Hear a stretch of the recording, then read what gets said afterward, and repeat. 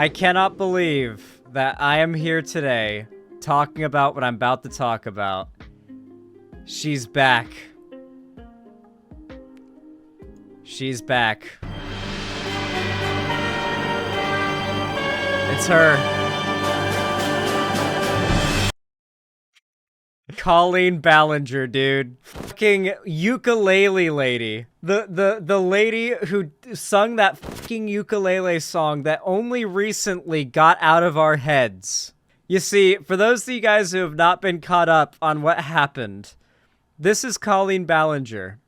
Also, what was her YouTuber name? I forget what she used to go by. Miranda Sings. It was Miranda Sings, right? I never liked her, okay? I really never liked her.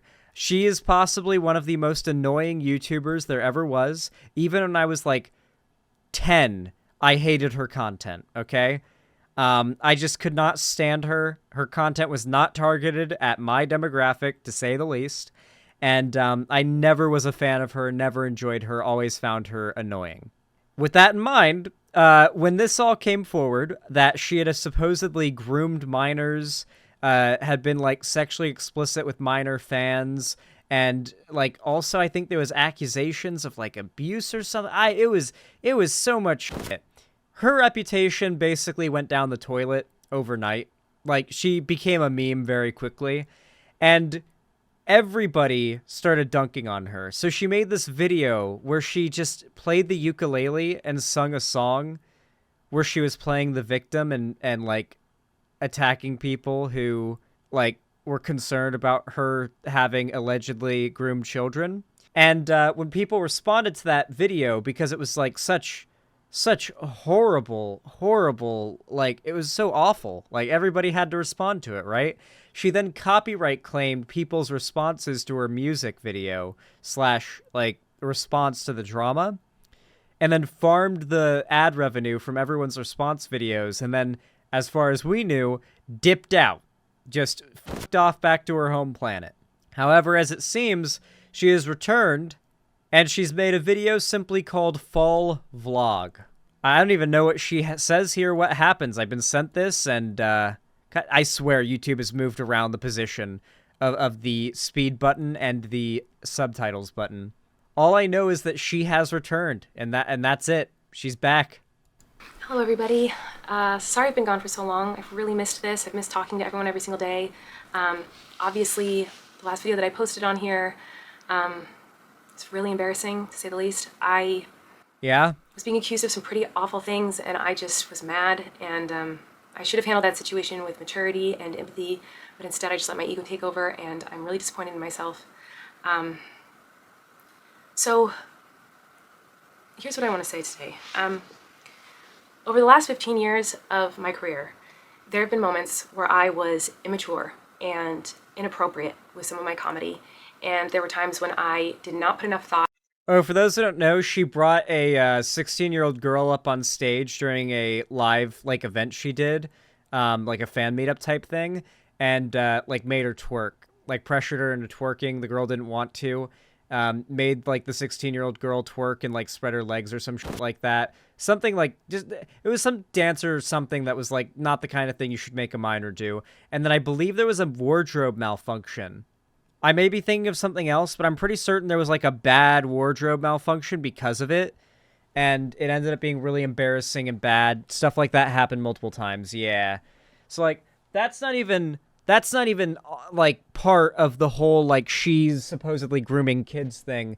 That's just a thing that she would do that is public that you just cannot argue she never did.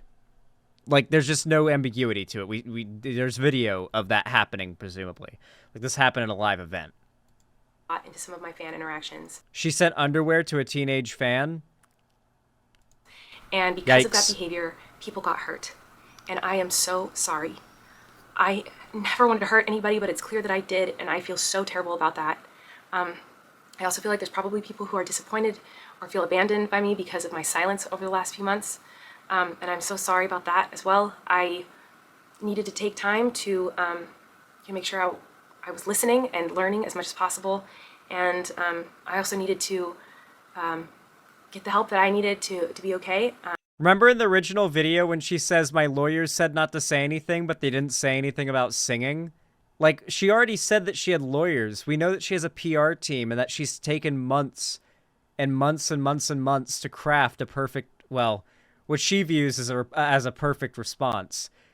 No, I hope nobody will actually fall for it and view this as genuine. No one's actually, like, falling for it and viewing this as genuine, right? I'm a mom first and foremost before anything else, and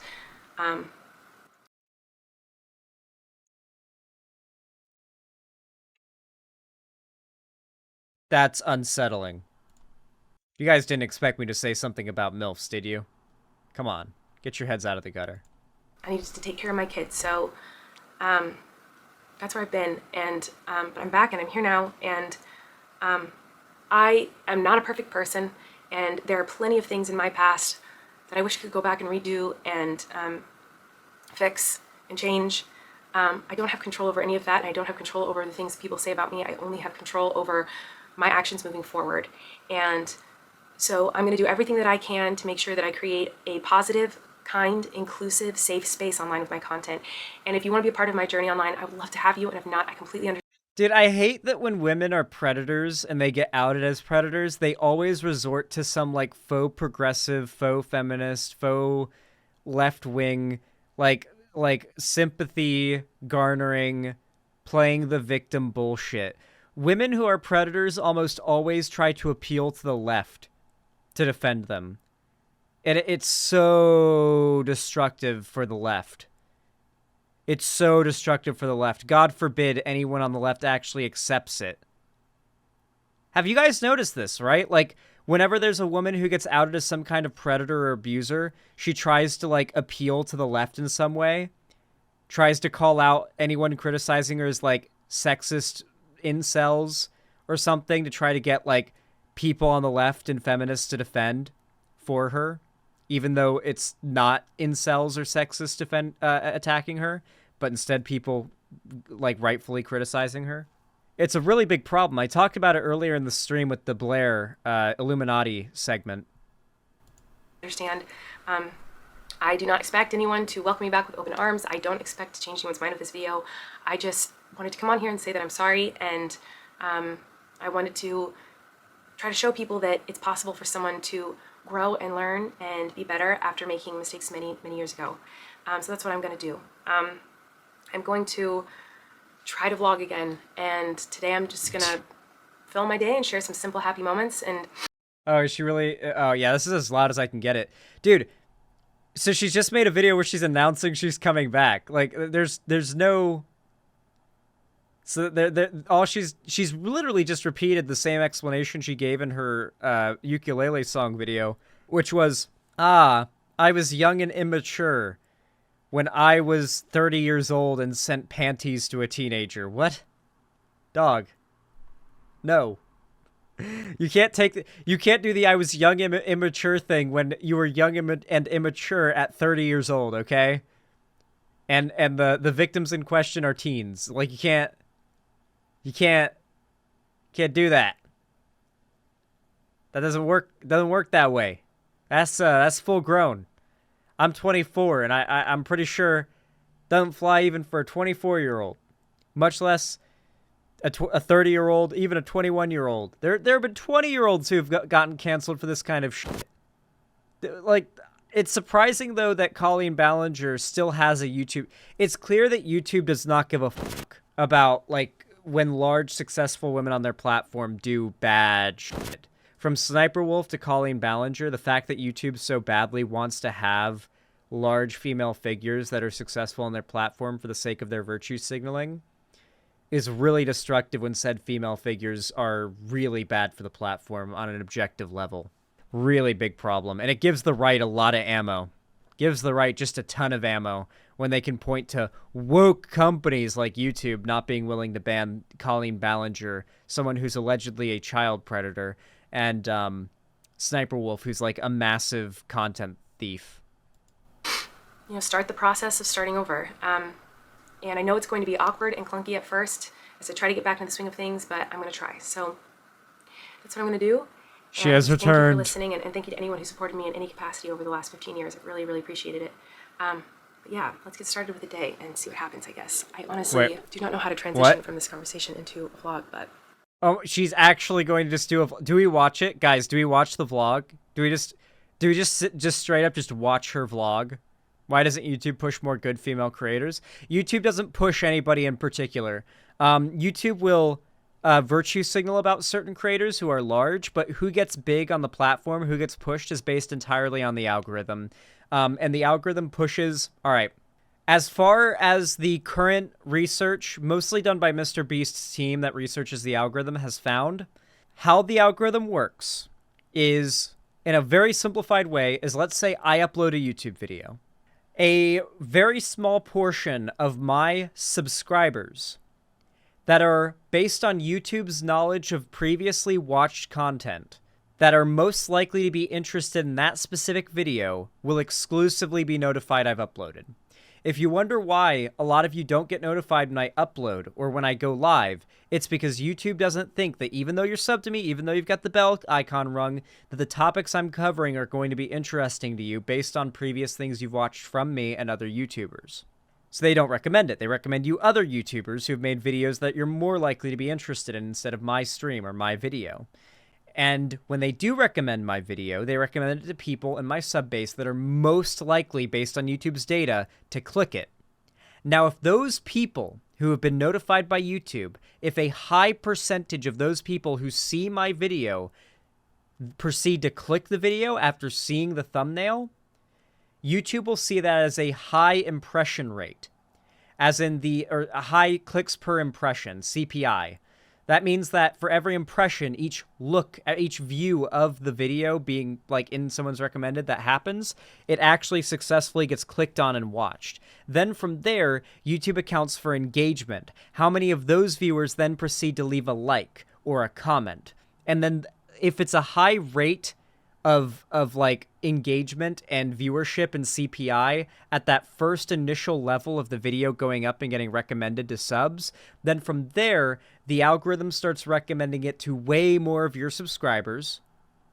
If it takes off within your own subscription base, then it has way more likelihood of going viral, for lack of a better term, and YouTube pushing it to far more brand new viewers who don't know who you are, who have a decent likelihood of enjoying your content based on the data YouTube has.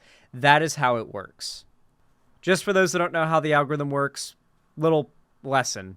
There you go. That's how we understand it. Anyway, I mean, we might as well watch at least a decent bit of this vlog and make fun of it, I guess. We'll see if it's funny or interesting. Let's try. Where do I even begin? So much has happened since the last time I vlogged. I mean, if I'm being completely honest, the majority of the last few months has just been spent in therapy. But other than that, the twins just turned 2, which is wild. Flynn's gonna be 5 soon. They had a really fun Halloween, and we actually still have some Halloween decorations up, so I'll have to show you some of those. I usually have already decorated for Christmas completely by this point, but I'm a little... Oh, wait, hold on. God, I hate ADHD. I just remembered why I was explaining the YouTube algorithm. Okay. The reason I was explaining the YouTube algorithm was in response to a question about why YouTube doesn't push more female creators. So YouTube, that is how the YouTube algorithm works, right? With that in mind, who it succeeds is entirely based on who games that algorithm the most successfully. It is not a merit-based system. It is not a moral system. Plenty of awful people, plenty of shit rises to the top. Right? And because of that, and because the fact that the system is so easily exploitable, the people who are at the top have a high likelihood of being pretty awful, click farming, grifting, clout chasing scam artists, for lack of any other descriptions that more accurately describe these people. There's no guarantee that just because someone is a massive YouTuber and a woman, that they're going to be a good representation of female success on YouTube. The problem is YouTube doesn't really care and just wants to be able to point to a massive sub count next to a female creator and say, look at this female success story on our platform. That it's good marketing. That's all they care about.